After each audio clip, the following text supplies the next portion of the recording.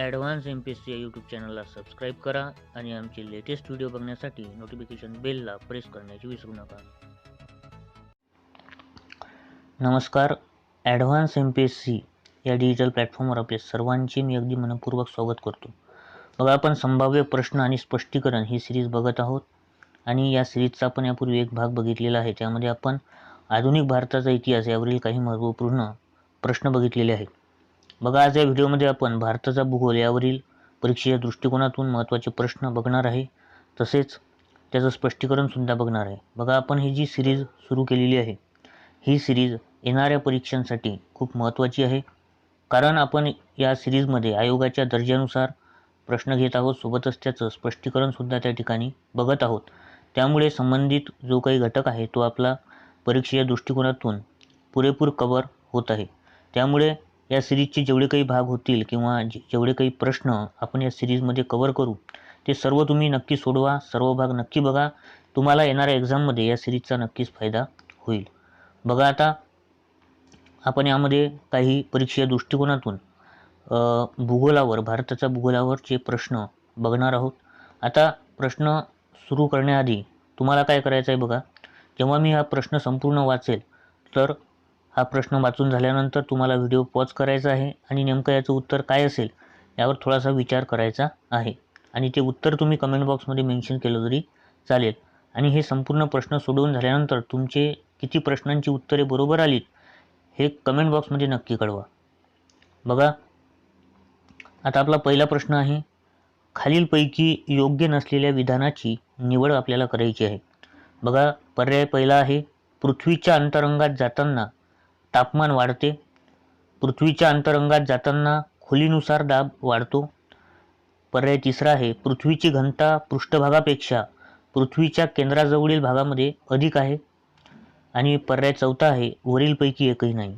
बघा, पृथ्वीचे अंतरंग यावर आधारित हा प्रश्न आहे आणि हा प्रश्न आपण आयोगाने राज्यसेवा पूर्वपरीक्षेमध्ये जे काही 2-3 प्रश्न विचारलेले आहेत, राज्यसेवा पूर्वपरीक्षा 2015 मध्ये, 2017 मध्ये, त्यावर आधारित हा प्रश्न आपण तयार केलेला आहे.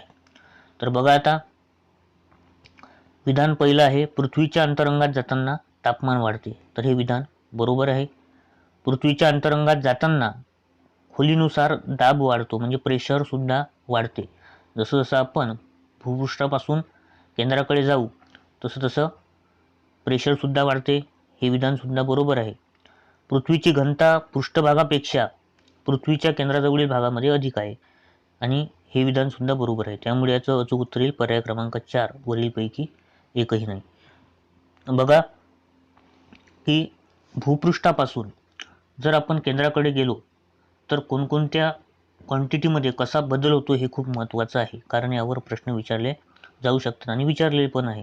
तर बघा, पृथ्वीच्या पृष्ठभागापासून जसं जसं आपण केंद्राकडे जाऊ तर कोणकोणत्या क्वांटिटीमध्ये बदल होतो बघा, ते लक्षातच ठेवा. पहिलं आहे टेम्परेचर किंवा तापमान.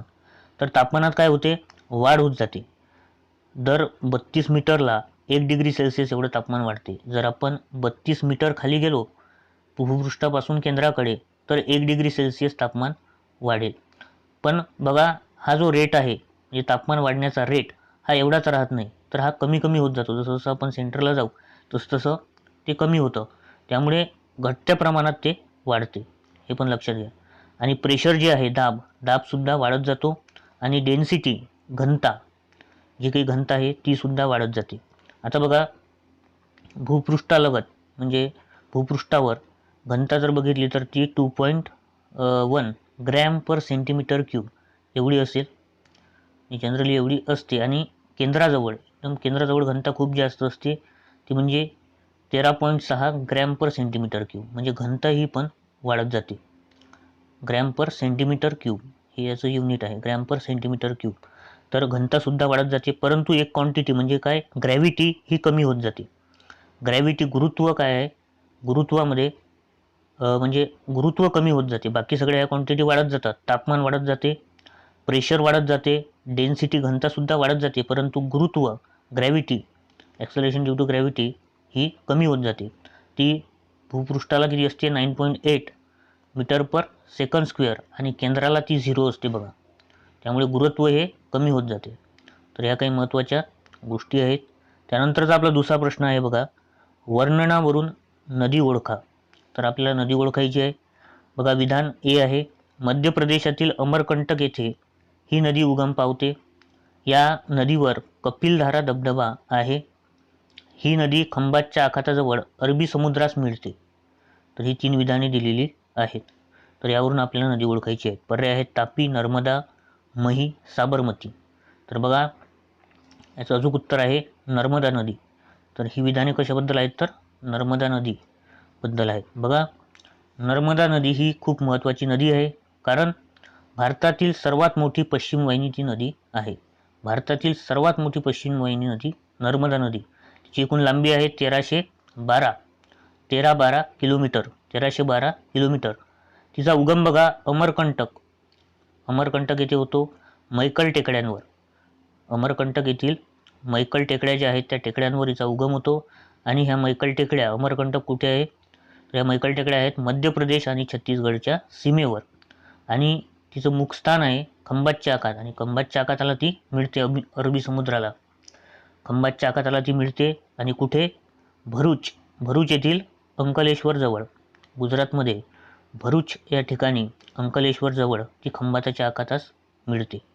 त्यानंतर तिच्या उपनद्या जर बघितल्या, महत्त्वाच्या उपनद्या आहेत बघा, डाव्या बाजूने बुर्रानेर, बंजार, शेर, शक्कर, गंजाल, दुधी तवा, कुंडी ह्या डाव्या बाजूने उपनद्या मिळतात. उजव्या बाजूने उपनद्या आहेत हिरण, बरणा, कोलर ह्या काही महत्त्वाच्या उपनद्या आहेत.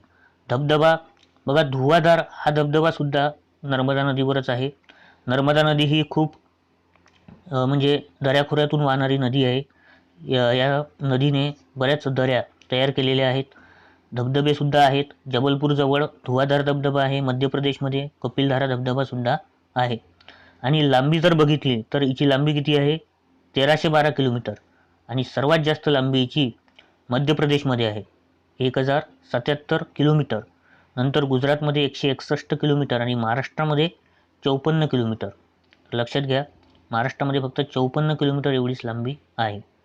तर ही काही महत्त्वाची माहिती. आणि आणखी जे आता चर्चेत सरदार सरोवर डॅम आहे, सरदार सरोवर डॅम हा सुद्धा याच नदीवर आहे, नर्मदा नदीवर. त्यानंतर स्टॅच्यू ऑफ युनिटी सुद्धा नर्मदा नदीवरच आहे. नर्मदा नदीवरील जे साधू बेट आहे त्यावर हा स्टॅच्यू ऑफ युनिटी बांधलेला आहे, 182 मीटर. तर ह्या काही गोष्टी नर्मदा नदीबद्दल लक्षात घ्या. त्यानंतरचा आपला महत्त्वाचा प्रश्न आहे बघा, हा राज्यसेवा मुख्य परीक्षा 2015 GS पेपर 1 मध्ये विचारलेला प्रश्न आहे. प्रश्न बघा काय आहे, खालीलपैकी कोणते विधान बरोबर नाही हे ओळखायचं आहे. पर्याय पहिला आहे बघा, शिलारसाच्या उष्णतेमुळे चुनखडीचे रूपांतर ग्रॅफाइट मध्ये होते. नीस हा रूपांतरित खडक आहे. वनस्पतीपासून तयार झालेल्या खडकात खनिज तेलाचे साठे आढळतात. डाईक खडक शिलारसापासून तयार होतात. तर ही 4 पर्याय दिलेले आहेत. आपल्याला बरोबर नाही असं विचारलेलं आहे, म्हणजे चुकीचं विधान आपल्याला ओळखायचं आहे. तर बघा कोणतं चुकीचं विधान आहे, तर विधान पहिलं हे चुकीचं आहे. बघा, शिलारसाच्या उष्णतेमुळे चुनखडीचे रूपांतर ग्रॅफाइटमध्ये होते. तर हे चुकीचं आहे. ग्रॅफाइटमध्ये नाही तर संगमरवरमध्ये होते. चुनखडीचे रूपांतर कशात होते, संगमरवर. त्यामुळे याचा अचूक उत्तर येईल पर्याय क्रमांक 1 हे चुकीचं आहे, त्यामुळे याचं अचूक उत्तर होईल. बघा, शिलारसाच्या उष्णतेमुळे चुनखडीचे रूपांतर संगमरवरमध्ये होते. लक्षात घ्या, हा जो प्रश्न आहे हा आहे खडकांवर आधारित, की मूळ खडक आणि त्याचा रूपांतरित खडक कोणता, यावर आयोगाने वारंवार प्रश्न विचारलेले आहेत. मूळ खडक आणि त्याचा रूपांतरित खडक ते आपण बघणारच आहे. तर बघा, शिलारसाच्या उष्णतेमुळे चुनखडीचे संगमरवरमध्ये रूपांतर होते. तर शिलारसाच्या उष्णतेमुळे कोळशाचे ग्रॅफाइट किंवा हिऱ्यामध्ये रूपांतर होते. तर बघा, स्टेट बोर्डमध्ये हा एक चार्ट दिलेला आहे. तर यामध्ये मूळ खडक आणि त्याचा रूपांतरित खडक हा आपल्याला लक्षात ठेवायचा आहे. तर बघा, ग्रॅनाइट या मूळ खडकाचा नीस हा रूपांतरित खडक आहे. बेसॉल्ट या मूळ खडकाचा एम्फेबोलाइट हा रूपांतरित खडक आहे. चुनखडकाचा कोणता आहे, तर संगमरवर आहे. कोळशाचा हिरा किंवा ग्रॅफाइट आहे. वाळूचा खडक याचा क्वार्टझाइट हा रूपांतरित खडक आहे. आणि पंकाश्म शेल याचा रूपांतरित खडक कोणता आहे, स्लेट. तर ही महत्त्वाची माहिती सुद्धा लक्षात घ्या. त्यानंतरचा आपला महत्त्वाचा एक प्रश्न आहे बघा, खालीलपैकी अयोग्य विधानांची आपल्याला काय करायची आहे, निवड करायची आहे.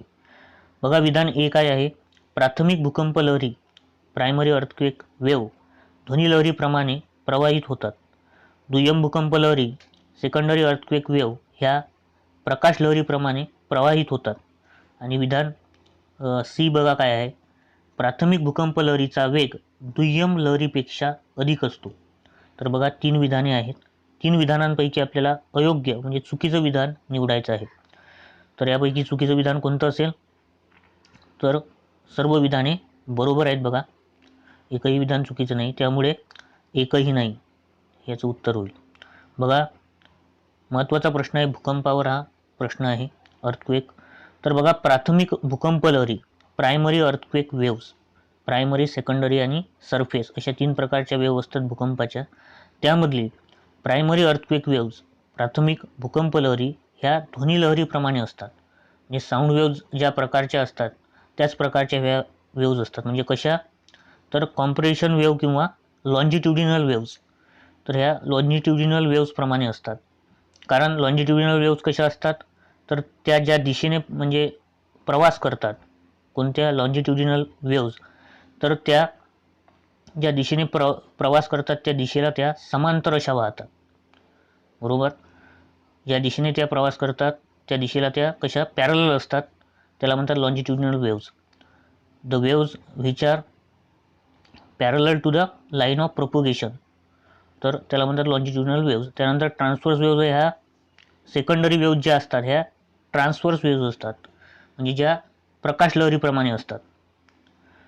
तर प्रायमरी वेव्ज ह्या ध्वनिलहरीप्रमाणे असतात, तर सेकंडरी वेव्ज ह्या प्रकाश लहरीप्रमाणे असतात, म्हणजेच ट्रान्सवर्स वेव्ज असतात. ज्या दिशेने त्या प्रवास करतात त्या दिशेला त्या कशा असतात, लंब असतात, परपेंडिक्युलर असतात, म्हणजे त्या अशा प्रकारे वाहतात. सेकंडरी वेव्ज ज्या ट्रान्सवर्स असतात. तर लक्षात घ्या, प्रायमरी ह्या कशा असतात, ध्वनिलहरीप्रमाणे असतात, लॉन्जिट्युडिनल असतात. तर सेकंडरी वेव्ज ह्या प्रकाश लहरीप्रमाणे असतात, म्हणजे ट्रान्सवर्स वेव्ज असतात. तर म्हणूनच ह्या ट्रान्सवर्स वेव्ज असल्यामुळे ह्या जास्त विध्वंसकारी असतात, कारण ह्या परपेंडिक्युलर असतात तिच्या दिशेला, ज्या दिशेने त्या प्रवास करतात त्या दिशेला ह्या लंब असतात, त्यामुळे ह्या जास्त विध्वंसकारी असतात. कोणत्या, सेकंडरी वेव्ज. त्यामुळे आणि प्राथमिक लहरीचा वेग, म्हणूनच सेकंडरी वेव्हचा वेग हा कमी असतो प्राथमिक लहरीपेक्षा. तर प्राथमिक लहरीचा वेग दुय्यम लहरीच्या जवळजवळ दुप्पट असतो. तर सर्वात जास्त वेग कशाचा असतो, प्राथमिक लहरीचा. वेगानुसार जर आपण क्रम बघितला तर सर्वात जास्त स्पीड प्राथमिक लहरीचा असतो, नंतर सेकंडरी आणि सर्वात कमी सरफेस वेव्हचा असतो. त्यामुळे लक्षात ठेवा, जेव्हा काही भूकंप होतो तर सर्वात आधी कोणत्या लहरी भूपृष्ठावर येतात, तर प्राथमिक लहरी. सर्वात अगोदर प्राथमिक लहरींची नोंद होते, लक्षात घ्या, कारण त्यांचा वेग हा सर्वात जास्त असतो. आणि सर्वात विध्वंसक जर कोणत्या असतील तर सर्वात जास्त विध्वंसक असतात सरफेस वेव्ज, भूपृष्ठ लहरी. आणि त्यानंतर सेकंडरी दुय्यम, आणि सर्वात कमी विध्वंसक असतात प्रायमरी. तर ही काही महत्त्वाची इन्फॉर्मेशन आहे. त्यानंतरचा आपला प्रश्न आहे भूरूपाबद्दल. तर पुढीलपैकी कोणते भूरूप हे नदी तिच्या वरच्या टप्प्यात म्हणजे यूथ स्टेजवर तयार करत नाही. तर बघा पर्याय आहेत, नदीचं विचारलेलं आहे. पर्याय आहेत बघा, व्ही आकाराची दरी, पर्याय दुसरा आहे रांजण खडगे म्हणजे पॉट होल्स, पर्याय तिसरा आहे सरकता धबधबा, आणि पर्याय चौथा आहे चंद्राकृती सरोवर, ऑक्सबो लेक. तर बघा यूथ स्टेज वरच्या टप्प्यात विचारलेला आहे, त्यामुळे याचं अचूक उत्तर येईल पर्याय क्रमांक 4 चंद्राकृती सरोवर, ऑक्सबो लेक. तर बघा हा प्रश्न आहे नदीच्या भूरूपावर, भूगोलाचा एक महत्त्वाचा प्रश्न आहे. आता नदीच्या 3 अवस्था असतात आणि त्यामध्ये आपल्याला त्यांनी यूथ स्टेज म्हणजे पहिली अवस्था विचारलेली आहे. तर जनरली भूरूप नदी जी भूरूप तयार करते ती 3 अवस्थेमध्ये तयार करते, बरोबर. युवावस्था, प्रौढावस्था किंवा मध्यावस्था आणि वृद्धावस्था. तर ह्या 3 अवस्था आहेत. तर बघा जेव्हा नदी उगम पावते, हा समजा पर्वत आहे, जेव्हा नदी पर्वतावरून उगम पावते तेव्हा तिची फर्स्ट स्टेज असते, यूथ स्टेज असते. त्यानंतर तिचा स्पीड मग कमी कमी होत जातो. जेव्हा ती उगम पावते तिचा स्पीड खूप जास्त असतो, तिच्या प्रवाहामध्ये पाणी कमी असते, परंतु स्पीड खूप जास्त असल्यामुळे ती खनन कार्य जास्त करते आणि म्हणून ती युवा अवस्थेमध्ये व्ही आकाराची दरी, घडई, निदरी, कुंभगर्ता, धावत्या म्हणजे रॅपिड्स, धबधबा, गुंफित गिरिपाद, इंटरलॉकिंग स्पर, तर ही भूरूपे ती युवा अवस्थेत तयार करते. म्हणजे खनन कार्य, अपक्षरण किंवा खनन कार्य जास्त असते, तर त्यामुळे ही भूरूपे निर्माण होतात. तर लक्षात ठेवा, व्ही आकाराची दरी, घडई, जॉर्ज, निदरी कॅनॉन, कुंभगर्ता पॉटहोल्स, धावत्या रॅपिड्स, धबधबा वॉटरफॉल आणि इंटरलॉकिंग स्पर गुंफित गिरिपाद. आणि प्रौढावस्था, मग थोडीशी तिचा स्पीड काय होतो, तिला जास्तीत जास्त उपनद्या येऊन मिळतात, मग स्पीड कमी होतो, त्यामुळे ती नागमोडी वळणे म्हणजे अशा प्रकारची वळणे घेते. म्हणजे तिच्या प्रवाहात काही एखादी गोष्ट आली तर ती तिला वळून जाते, त्यामुळे ती नागमोडी वळणे अशी तयार करते. नालाकृती किंवा चंद्राकृती मग सरोवरे ती या ठिकाणी अशी तयार करते. तर ही प्रौढावस्थामध्ये करते. आणि बघा, पंढरपूर या ठिकाणी भीमा नदीने सुद्धा चंद्राकृती आकार तयार केलेला आहे. तर पंढरपूर या ठिकाणी भीमा नदीने चंद्राकृती आकार तयार केलेला आहे, म्हणून त्या नदीला काय म्हणतात, त्या ठिकाणी चंद्रभागा सुद्धा म्हणतात. त्यानंतर तर ती प्रौढावस्थामध्ये तिने तयार केलेलं आहे. आता निक्षेपण कार्यामुळे किंवा वृद्धावस्थेमध्ये सर्वात शेवटी, तर ती सर्वात शेवटी काय करते, निक्षेपण करते वृद्धावस्थेमध्ये. तर त्या ठिकाणी पर्वतीय मैदाने तयार करते. पर्वतीय मैदान, पिडमेंट प्लेन्स, पूर मैदान, फ्लड प्लेन, त्यानंतर त्रिभुज प्रदेश, डेल्टा रिजन, हे काही भूरूपे आहेत. ही भूरूपे ती वृद्धावस्थेमध्ये तयार करते. तर बघा, कोणत्या अवस्थेमध्ये कोणती भूरूपे नदी तयार करते यावर प्रश्न आलेले आहेत. त्यानंतरचा प्रश्न आपला भूरूपांवरच आहे. तर बघा, केम्स, कंकतागिरी, एस्कर्स, ड्रमलिन्स ही भूरूपे कोणत्या कारणामुळे निर्माण होतात. तर बघा, पर्याय आहेत हिमनदी, नदी, वारा आणि चौथा पर्याय आहे भूजल. तर बघा, हा आयोगानेच विचारलेला प्रश्न आहे. तर या ठिकाणी एक लक्षात घ्या की ही जी नावं आहेत बघा, ही इंग्लिशमध्ये दिलेली आहेत, म्हणजे इंग्लिशचेच मराठीमध्ये या ठिकाणी लिहिलेले आहे. केम्स, एस्कर्स, ड्रमलिन्स, त्यामुळे तुम्ही शक्यतोवर इंग्लिशमधीलच नावे लक्षात ठेवा. कारण आयोग काय करत आहे आता, की जे इंग्लिश आहे केम्स, तर केम्स असं, तर केम्सचंच मराठीत असं करत आहे, त्यामुळे मराठीत नावं लक्षात ठेवून आपलं काय होतं, त्या ठिकाणी नुकसान होऊन जाते. त्यामुळे इंग्लिशमध्ये नावं लक्षात ठेवण्याचा काय करा, प्रयत्न करा. तर बघा, आता ही सर्व भूरूपे कशाची आहेत, हिमनदीची आहेत. केम्स, कंकतागिरी, एस्कर्स, ड्रमलिन्स. तर बघा, हिमनदीमुळे तयार होणारी भूरूपे. आता सर्वात आधी खनन कार्यामुळे तयार होणारी भूरूपे, यामध्ये मग हिमगव्वर, सर्क असेल, यू आकाराची दरी. बघा, नदी ही व्ही आकाराची दरी तयार करते, तर हिमनदी ही काय करते, यू आकाराची दरी तयार करते, बरोबर. त्यानंतर लोमची दरी, हँगिंग व्हॅली, गिरीशृंग म्हणजे हॉर्न, मेषशिला, रॉच माउंटेनी, हिमखाडी, फिरियॉड, शृंग व पुच्छ, क्रॅग अँड टेल, राक्षसी पायऱ्या किंवा दैत्य सोपान, ग्राशियल स्टेअरकेअस, शुकूट, aretes, pyramidal peaks, rock basin. तर ही काही सर्व भूरूपे आहेत, ही आहेत खनन कार्यामुळे तयार होणारी भूरूपे. आता निक्षेपण कार्यामुळे तयार होणारी भूरूपे, यामध्ये हिमोड, मोरेन्स, त्यानंतर हिमानी गाळाचे मैदान, टील प्लेन, हिमोडगिरी, ड्रमलिन्स, हिमोड कटक, एस्कर्स, त्यानंतर कंकतागिरी म्हणजे केम्स. तर बघा, ही महत्त्वाची आहेत, ही लक्षात ठेवा. तर ही आहेत हिमनदीमुळे निर्माण होणारी भूरूपे. बघा, आपल्याला 4 भूरूपे लक्षात ठेवायची आहेत. एक म्हणजे नदीमुळे तयार होणारी भूरूपे, हिमनदीमुळे तयार होणारी भूरूपे, वाऱ्यामुळे तयार होणारी भूरूपे आणि सागरी लाटांमुळे तयार होणारी भूरूपे. तर ही 4 प्रकारची भूरूपे आपल्या सिलेबसमध्ये आहेत. समुद्री लाटांमुळे तयार होणारी भूरूपे. पुढचा प्रश्न आहे बघा, खाली दिलेल्या वर्णनावरून ग्रह ओळखा. बघा, ग्रहावर एक प्रश्न आहे. तर ही विधाने कोणत्या ग्रहाबद्दल वर्णन करतात ते आपल्याला ओळखायचं आहे. बघा, विधान ए आहे, या ग्रहाचा आकार, वजन व घनता पृथ्वीच्या जवळपास आहे. आकार, वजन व घनता पृथ्वीच्या जवळपास आहे. या ग्रहास पृथ्वीचा जुळा, अर्थ ट्विन्स असेही म्हणतात. या ग्रहास एकही उपग्रह नाही. तर बघा, पर्याय आहेत. पर्याय पहिला आहे शुक्र, व्हेनस. पर्याय दुसरा आहे मंगळ, मार्स. तिसरा आहे बुध, मर्क्युरी आणि चौथा आहे गुरु, ज्युपिटर. तर बघा, कोणत्या ग्रहाबद्दल ही विधाने आहेत? तर शुक्र या ग्रहाबद्दल आहेत. पर्याय क्रमांक 1 शुक्र, व्हेनस. बघा मंगळचा का नाही? कारण मंगळला 2 उपग्रह आहेत. या ठिकाणी काय म्हटलेलं आहे? एकही उपग्रह नाही. तर मंगळला फोबोस आणि डायमोस असे 2 उपग्रह आहेत, त्यामुळे ते होणार नाही. बुध सुद्धा होणार नाही, गुरु तर होणारच नाही.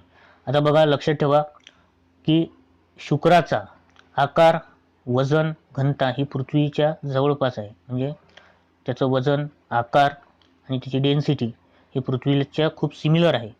खूप जास्त सिमिलर असल्यामुळे त्याला काय म्हणतात? पृथ्वीचा जुळा असं सुद्धा म्हणतात.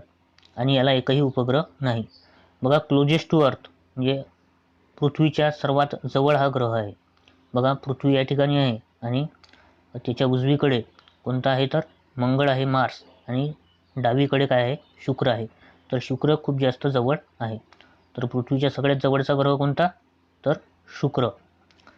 साईज ऑलमोस्ट सेम ॲज अर्थ. तर आपण बघितलेलं आहे त्याची साईज, त्याचा आकार ऑलमोस्ट सेम आहे पृथ्वीच्या, म्हणूनच त्याला काय म्हणतात? पृथ्वीचा जुळा म्हणतात. त्यानंतर visible before down and after sunset. बघा हा पण महत्त्वाचा पॉईंट आहे. असा कोणता ग्रह आहे की जो सूर्योदयाच्या अगोदर किंवा सूर्यास्त होण्याच्या अगोदर सुद्धा दिसतो? तर तो कोणता आहे? शुक्र आहे. Visible before down and after sunset. सूर्योदय होण्याच्या आधी आणि सूर्यास्त होण्याच्या आधी तो दिसतो. म्हणून त्याला काय म्हणतात? मॉर्निंग स्टार किंवा इव्हिनिंग स्टार सुद्धा म्हणतात. मॉर्निंग स्टार, पहाट तारा सुद्धा त्याला म्हणतात. Called sister planet of earth due to similarities. आणि त्याला पृथ्वीचा जुळा तर म्हणतातच किंवा पृथ्वीची बहीण असं सुद्धा त्याला म्हटलं जाते, सिस्टर प्लॅनेट ऑफ अर्थ. तर हे काही महत्त्वाचे पॉईंट आहेत. त्यानंतरचा खूप महत्त्वाचा आपला प्रश्न आहे, ज्या ठिकाणास सर्वप्रथम भूकंपाचे धक्के जाणवतात त्या ठिकाणाला काय म्हणतात? बघा अशा प्रकारचा प्रश्न आयोगाने राज्यसेवा पूर्व परीक्षेमध्ये 2017 विचारलेला आहे. बघा आता असे प्रश्न थोडासा विचार करून सोडवायचे असतात. घाईघाई असे प्रश्न चुकतात. बघा काय विचारलेलं आहे? ज्या ठिकाणास सर्वप्रथम भूकंपाचे धक्के जाणवतात त्या ठिकाणास काय म्हणतात? पर्याय आहेत भूकंप नाभी म्हणजे सेस्मिक फोकस, पर्याय दुसरा आहे अपिकेंद्र इपिसेंटर, पर्याय तिसरा आहे विक्षोभस्थान प्लेस ऑफ डिस्टर्बन्स, आणि पर्याय चौथा आहे समकंप रेषा आयसोसेस्मल लाईन. तर बघा याचं अचूक उत्तर काय असेल? तर बघा आता 2 महत्त्वाचे पॉईंट भूकंपाबद्दल आहेत की जे आपल्याला माहिती असायला पाहिजे. बघा एक असते भूकंप नाभी, हे या ठिकाणी आहे. हा पॉईंट भूकंप नाभी दिसला तर, आणि दुसरा पॉईंट असतो अपिकेंद्र, तो या ठिकाणी आहे. हा असतो अपिकेंद्र किंवा यालाच म्हणतात इपी सेंटर, हा या ठिकाणी आहे. तर बघा हा जो आहे भूकंप नाभी सेस्मिक फोकस, तर या ठिकाणी याला काय म्हणतात की ज्या ठिकाणी भूकंपाची निर्मिती होते किंवा ज्या ठिकाणी भूकंपाची उत्पत्ती होते, सर्वात प्रथम ज्या ठिकाणाहून ह्या वेव्ज निघत आहे त्या ठिकाणी हे दिसत आहे, तर ज्या ठिकाणी भूकंप निर्माण होतो त्याला म्हणतात भूकंप नाभी सेस्मिक फोकस. आणि या भूकंप नाभीच्या सर्वात वर परपेंडिक्युलर म्हणजे एकदम सरळ रेषेमध्ये जो भूपृष्ठावर सर्वात जवळचा पॉईंट असतो त्याला काय म्हणतात? अपिकेंद्र. तर भूकंपाचे धक्के कुठं जाणवतील? सर्वात अगोदर भूपृष्ठावर, आणि ते पण कुठं? जो सरळ रेषेमध्ये पॉईंट असतो भूपृष्ठावर, ज्याला अपिकेंद्र असे म्हणतात. तर या ठिकाणी भूकंपाचे धक्के सर्वात अगोदर जाणवतात.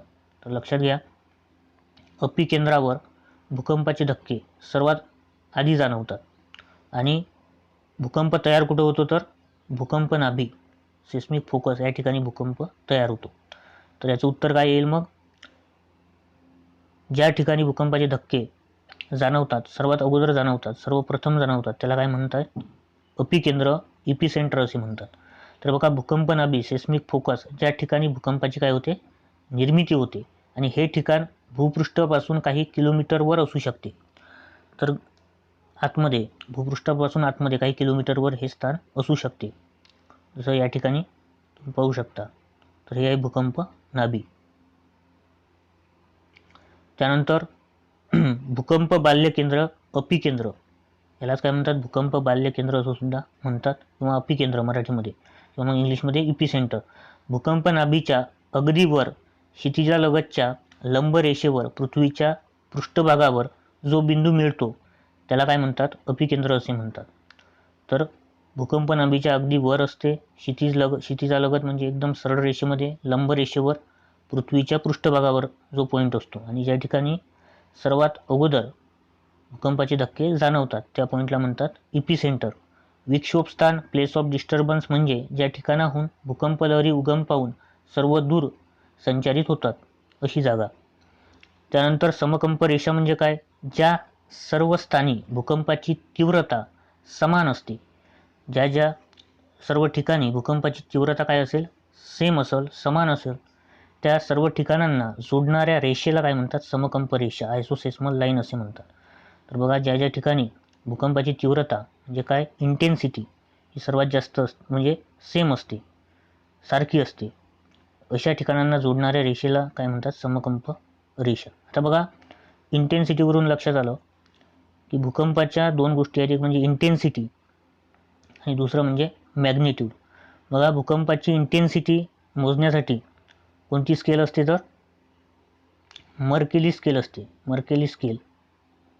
आणि भूकंपाची मॅग्निट्यूड ही रिश्टर स्केलने मोजतात, हे सुद्धा लक्षात ठेवा. रिश्टर स्केल मॅग्निट्यूड यमला यम नाही बघा, यम सोबत नाही आहे, मॅग्निट्यूडसाठी मर्केली स्केल नाही आहे, यानुसार तुम्ही हे लक्षात ठेवू शकता.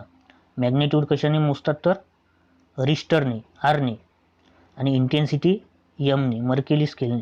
हे बघा NCERTमध्ये दिलेलं आहे, लक्षात ठेवा.